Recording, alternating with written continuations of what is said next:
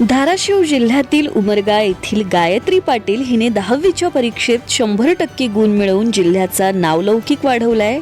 Doctor KD English स्कूलची विद्यार्थिनी असलेल्या गायत्रीला 500 पैकी 492 गुण मिळाले असून संगीतातील विशेष प्रावीण्याबद्दल मिळालेल्या 8 अतिरिक्त गुणांमुळे तिने 100%चा टप्पा गाठला.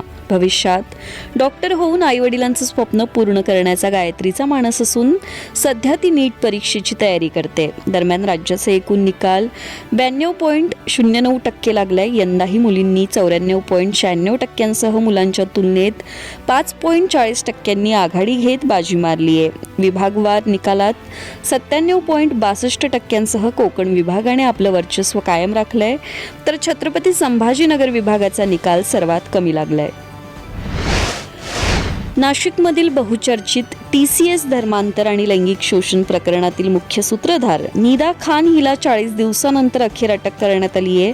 नाशिक आणि छत्रपती संभाजीनगर पोलिसांनी संयुक्त कारवाई करत तिला नारेगावच्या निर्जन भागातील एका इमारतीतून ताब्यात घेतलं. निदाने अटकेपासून वाचण्यासाठी गरोदर असल्याचे बनावट प्रमाणपत्र सादर करून जामिनाचा प्रयत्न केला होता, मात्र न्यायालयाने तो फेटाळलाय. तिला लपवण्यासाठी MIM नगरसेवक मतीन पटेल यांनी मदत केल्याचा आरोप होत असून पोलिसांनी त्यांनाही सह आरोपी केलंय. या मोहिमेत पोलिसांनी साध्या वेशाचा आणि विना चिन्हांकित गाड्यांचा वापर करून अत्यंत गोपनीयरित्या निदाच्या मुसक्या आवळल्या आहेत.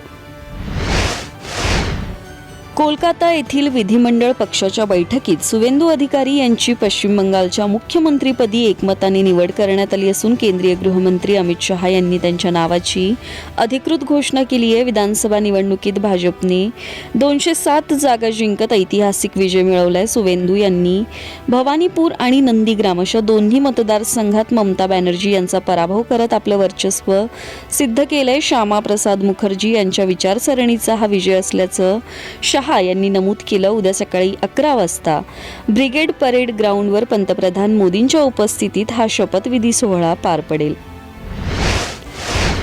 तमिळनाडूच्या राजकारणाने 24 तासात अनपेक्षित वळण घेतलं असून सुपरस्टार विजय यांचा TVK पक्ष सत्ता स्थापनेच्या जवळ पोहोचलाय. 108 जागा जिंकूनही बहुमतापासून 11 पावलं दूर असलेल्या विजय यांच्या मदतीला आता काँग्रेससह डावे पक्ष धावून आलेत.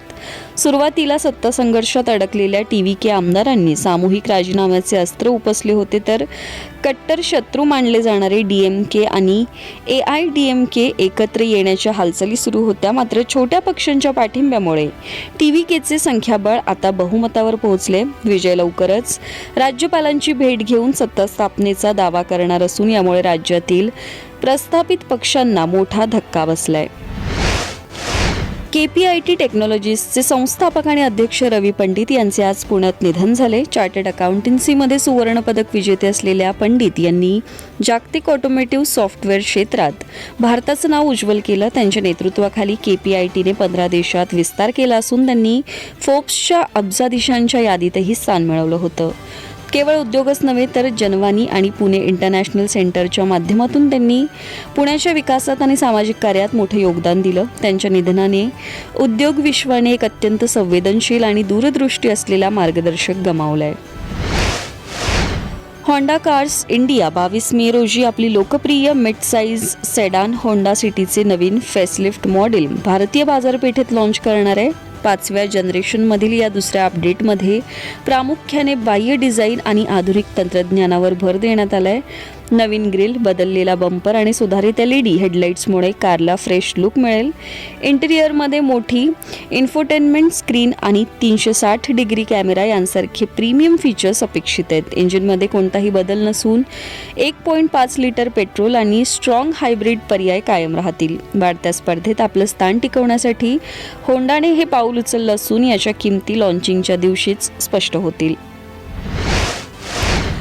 ई-कॉमर्स क्षेत्रातील दिग्गज कंपन्या Amazon आणि फ्लिपकार्टमध्ये समर सेलवरून मोठी स्पर्धा रंगली आहे. Amazonचा ग्रेट समर सेल सुरू झाला असून यात सॅमसंग गॅलेक्सी S25 अल्ट्रा आणि iPadवर भरघोस सवलत मिळते. दुसरीकडे फ्लिपकार्टचा समर सेलही सुरू झाला असून यात आयफोन 17 केवळ 71,900 रुपयात उपलब्ध आहे. दोन्ही प्लॅटफॉर्मवर स्मार्टफोन, लॅपटॉप आणि होम अप्लायन्सेसवर HDFC आणि SBI कार्डद्वारे 10 ते 15% अतिरिक्त डिस्काउंटसह एक्सचेंज बोनसही दिला जातोय.